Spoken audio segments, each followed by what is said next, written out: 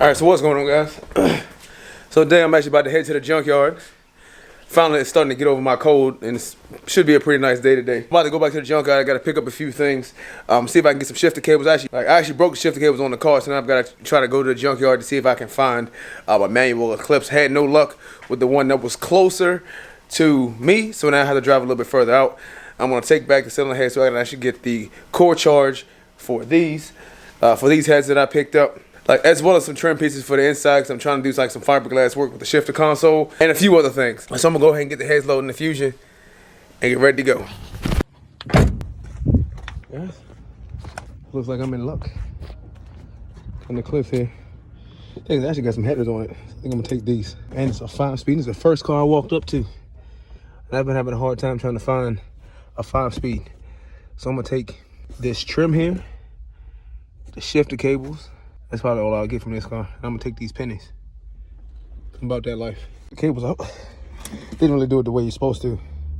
Somebody already started destroying the dash, so I just ripped the rest of it out. Definitely not something I recommend you do to your own car.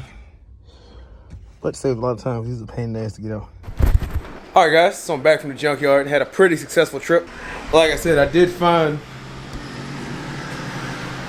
some shifter cables that was out of the 6 Eclipses they had out there.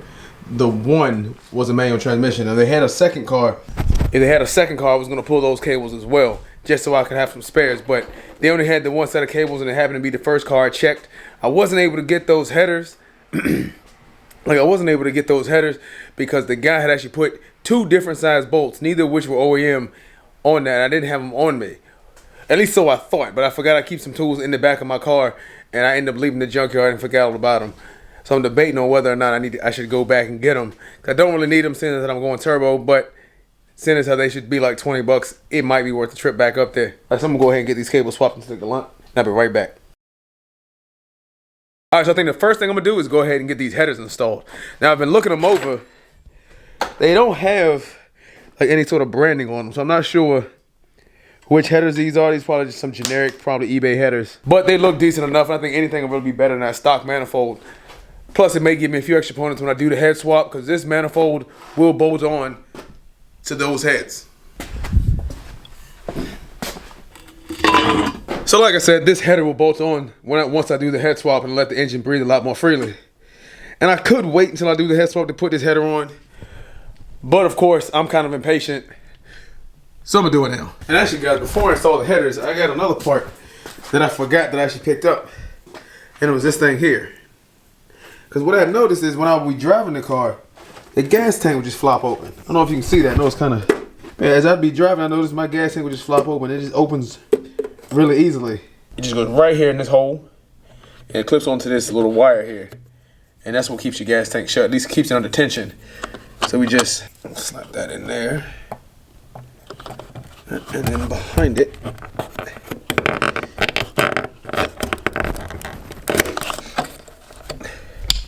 and just like that, now the gas tank actually has tension, so that'll stay closed. I know, or at least I hope, other people have had this problem, because I cannot be that stupid. When I first got this car, I could not figure out how to get to the gas tank. I was looking for a little switch inside the cabin. Normally there's one by the door, but for this one I could not figure it out. And it just so happened that one day when I was driving, I noticed it was open, and I realized, oh, wait a minute. You just push on the back of it and it opens up. So now, without further ado, now I'm going to install the headers. This is a pretty straightforward process. Of course, we're going to have to, well, first I'm going to undo the O2 sensor. You just unclip it up here. A couple bolts. Mine have already rusted. My heat shield's already completely rusted off. But these bolts are supposed to hold the heat shield down. And then I think these are 12mm bolts in the middle, and then the outsides are 17s.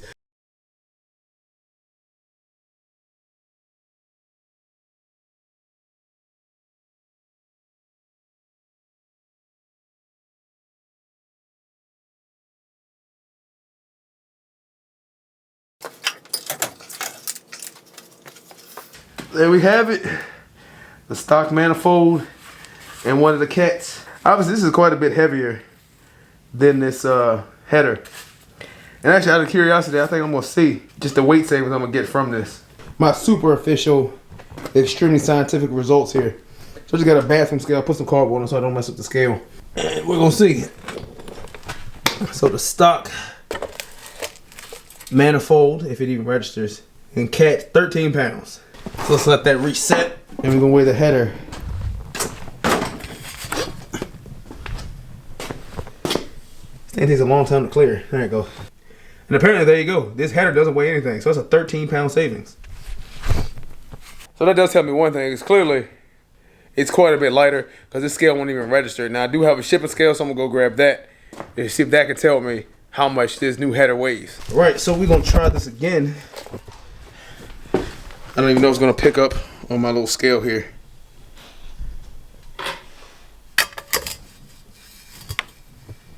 Let it settle. So it looks like it's gonna settle right around 8 pounds. Of course, that's a quick 5-pound weight savings just from swapping this header, the stock manifold and cat with this new header. And like I said, this will be an easy install. You replace it with a new gasket, of course. And you see where it lines up with the existing exhaust. So this will work with your stock exhaust. So like, all right guys, I got my shifter cables replaced. You can see where it was broken at. And at times it would stop me from getting in the gears. So sometimes I'd be able to shift in all the gears. Like sometimes I'd be able to get in the gears, other times I wouldn't. So I got those replaced. And of course I got the new headers installed. So like I said, the headers replaced not only the stock exhaust manifold, but also that cat. So of course I pulled the cat off. Kind of look inside of it. I don't know how well you can see that, but the inside of that cat is destroyed. So it was time to replace that anyway. Alright guys, so it's actually been a few days since I put the shifter cables in the Galant. But actually one more thing I gotta fix. And on my downpipe where the flex pipe is actually leaking. Now I noticed this when I initially welded the Eclipse exhaust on, and that's the flex pipe part of the downpipe. Now I noticed when I initially put the Eclipse exhaust on this car, that it looked like it started cracking around the side, and I was kind of hoping it would hold up long enough for me to get this thing turboed. So when I was doing my first actual test drive, I heard something come loose, and all of a sudden I could hear and kind of smell gas right there coming from underneath the car. So I checked it out, like the welds have broken. But fortunately, the Eclipse, I guess the owner of the Eclipse, the first owner of the Eclipse had the same problem, because he'd already bought and put on this flex pipe section. Now fortunately for me, he did a terrible job at it, and he just used, let me turn this light on. He just used these little C-clamps here to attach the flex pipe, this new flex pipe section, to his old downpipe. So it made taking it off really easy. Now I'm actually gonna use my little Harbor Freight flux welder down here and weld this thing on. So I'm gonna run through that. I'm gonna put you guys on time lapse. I'm gonna get that started.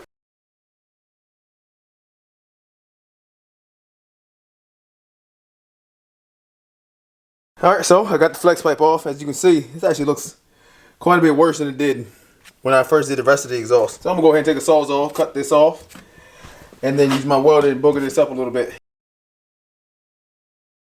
Alright guys, so I got the old flex pipe cut out. Now from here it's pretty simple.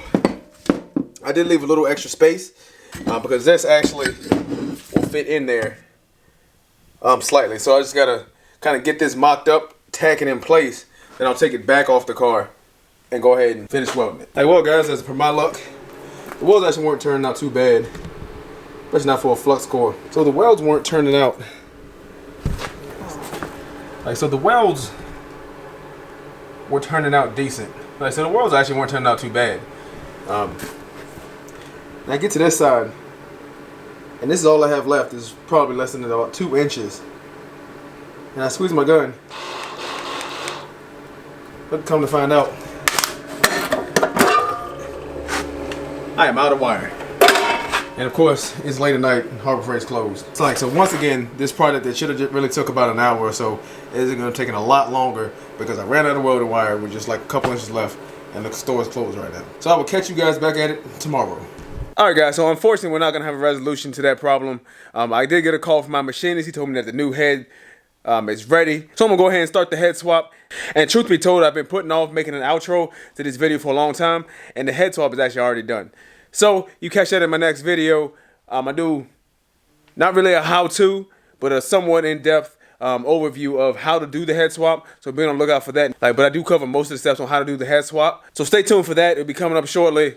Thank you guys for watching, and And I'll catch you later.